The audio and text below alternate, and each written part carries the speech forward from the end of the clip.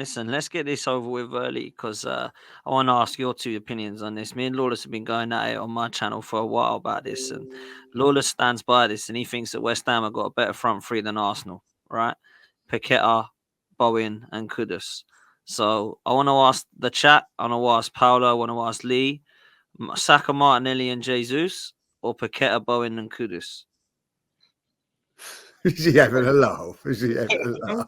I love all this, but you ain't been on the drink again, surely. Like, you know, let's get you down to A&A quickly as we can. Like, you know what I mean? Like, yeah.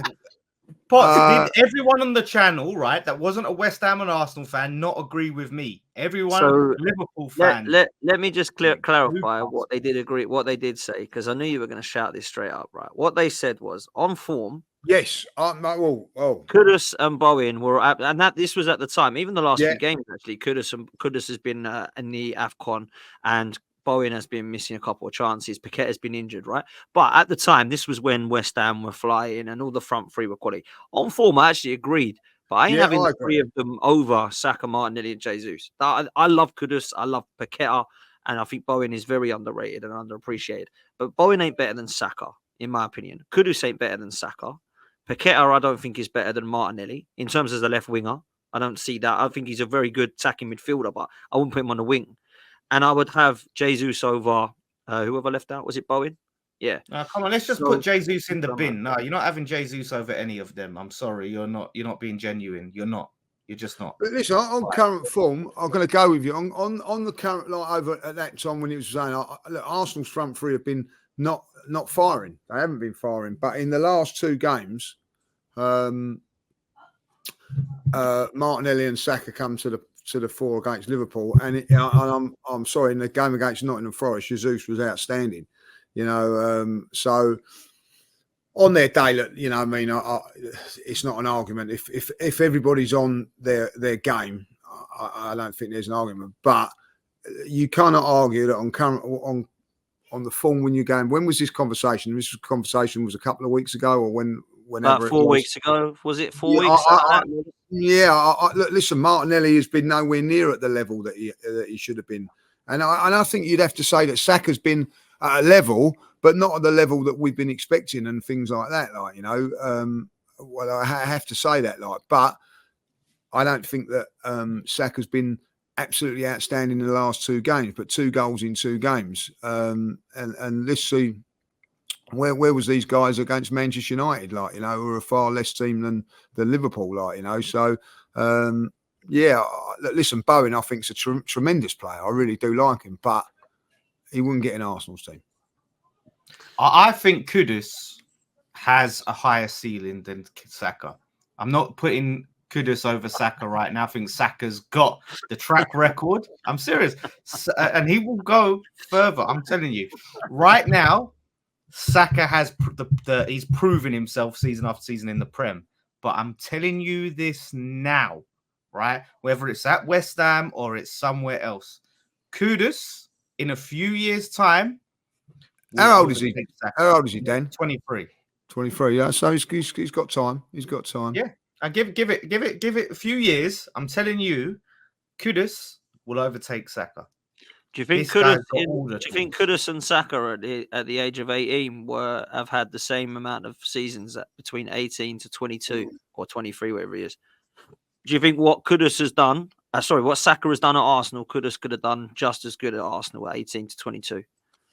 I mean, I think so. I don't know. Some players develop differently and at different paces. We don't know because obviously Kudus, came through a completely different system, different league, but he's got that raw natural talent. By the way, I rate Kudus highly. I'm going to say that now. I think I wanted him, Lawless. I wanted Kudus at Arsenal, right? Well, I think he's a good player. I think he's a very good player. But I don't see what he does. I don't see what he's better at than Saka. That's all. The one thing I would say, and this is the one thing about young players, we were talking about this the other day. You don't know, and it has happened to young players at a certain time. They rise to a certain height and then they don't go no further. You know what I mean? At the moment, like I think you would have said that about Foden for a year or so. I think Foden was like brilliant for a few, and then he sort of stayed there. Now he's gone on again. You know what I mean? Like, and that's what I think. Saka's got to kick on again. Like, but the one thing I would say about Kudus to Saka at this moment in time, I don't think he'll be doubling up on Kudus on Sunday, like they will do against Saka, like most teams do against Saka. I don't think he's come up against that yet. Where Saka has, and I think that's why Saka's struggling a little bit. Not struggling, but finding it a little bit more tougher this time around because teams are doing their own work on him. Like when I see two players on Kudus and doing that, then I might say that. But at this moment in time, I think they're both fantastic players. But you know, I do think that Saka does get a little bit of disrespect. I do. I really do. 100%. Yeah. 100%. I think it's only because of the pedestal you will put him on. I think we can all agree he's a very good player, but I think a lot of your fans, I'm not saying you particularly, act as if he's world class. And you know, how can anyone compare to Saka? Saka's the best in his position. We hear that so often, and I think other fans like to. Let's just dial that back a bit, you know. That might be the case, and it probably is the case. But I still don't think it's right that people then just shit on him all the time because he hasn't even been great this year, Saka. But his numbers are better than Kudus. So, like, it's crazy that people just sit there and just go, "Oh, wow, Saka is all overrated when he weren't even that big a thing." Come on, man, this is a quality player, like top quality player. And Martinelli, likewise, I still think when everyone's fit, I'd have him on the left. You and your Martinelli love. He's the best left winger in the league, mate. When everyone's you know fit, what? I bet you celebrated more of Martinelli scoring than you winning. I bet that was bigger deal for you. Martinelli scoring than Arsenal winning. Love Martinelli, man. Come on, I love Saka as well, but the hate that he was. I'm a lover of Martinelli as well. I have to say. Yeah, come on. Can I just quickly say though one thing? And Lawless, this just you will definitely agree with this. Do you think? And I actually have heard this that like.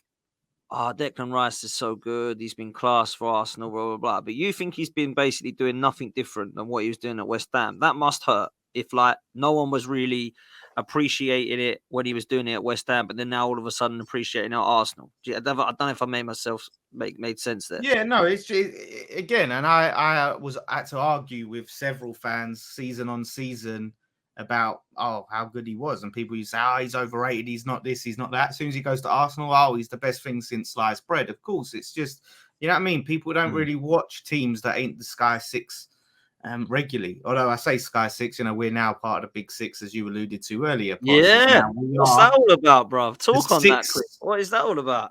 West Ham are the 6th highest European coefficient in England.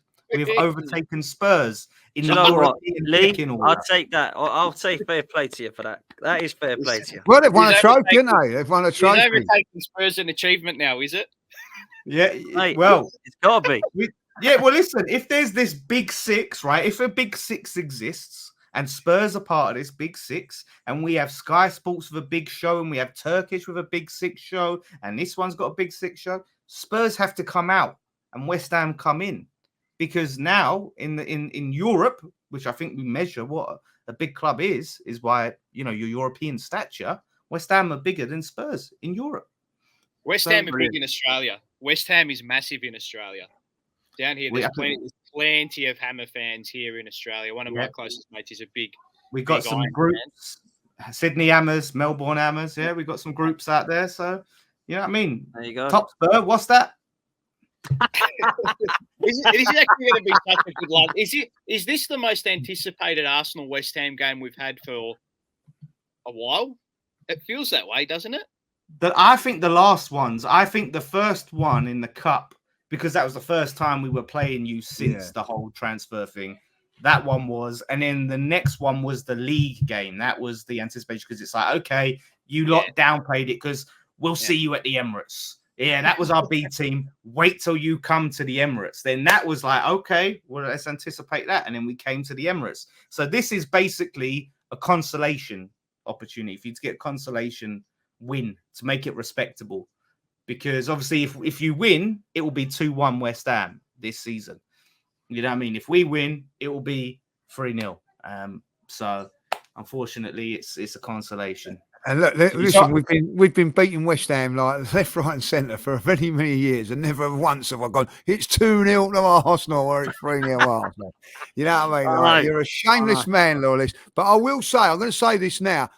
I went to that game at the end. I for the first time in a West Ham Arsenal game, there was hostility. I don't mean in a nasty way that you could like in and around the ground. There was an edge on it. Yes, that's probably the better word to use. There was an edge for that game, which I haven't noticed for a very, very long while with Arsenal and West Ham. So I do believe that there'll be an edge to this game also. And I think that if it wasn't for Declan Rice, I don't think there would be an edge on this game going into this game. West Ham was, like going for Europa League, Arsenal going for a title. It would be a little normal circumstances of a game. But I do think that because of the Declan Rice scenario, there is an edge on this game. I think there will be an edge every time that if West Ham were halfway down the table at this moment in time, they will always want to put one over Arsenal now because of Declan Rice. And I get that. And that's something that we're going to have to deal with. They always want to have something over Tottenham because it's Tottenham. There's the edge of that game. And there is an edge to the West Ham Tottenham game. There's no two ways about it. Whether West Ham are above Spurs or Spurs are above West Ham, there's an edge to that game. I don't think anybody can deny that. But I do believe that edge now is there with Arsenal and West Ham, what I haven't experienced for a very, very long while. Yeah, absolutely, man. Listen, I big up everybody in the chat and respect everyone, and I don't like to single anyone out, but I'm going to. Lawless, you've done it, mate. You've rattled a Spurs fan. You've managed to do it, mate. You've managed to. But you are getting love in the chat as well from Noel. Lawless, you're a legend. But mate, you managed to rattle a Spurs fan. Big up to everyone. Oh, it's not hard. It's not hard to rattle a Spurs fan. Let's be honest. I'm sorry. It's just facts speak for themselves. You're in with the rest. You're in with Brightons and Palace. Brentfords and Palaces. Yeah, I'm sorry. The stats don't lie. Get your coefficient up, Spurs. Get back in Europe and try and win something, mate. That's all. I love it how West Ham can now give it to Spurs League. It's quite funny, isn't it? Oh, it's fantastic. And the song that they sung when they went to White Hart Lane was legendary. You know what I mean? We'd be running around Tottenham with our European Cup. I think it's a fantastic song, you know what I mean? That, singing "We've won a trophy every year." I think, come on, it's magnificent, you know what I mean? And fair play to the West Ham fans, for that. Yeah. They hate it. They absolutely hate it.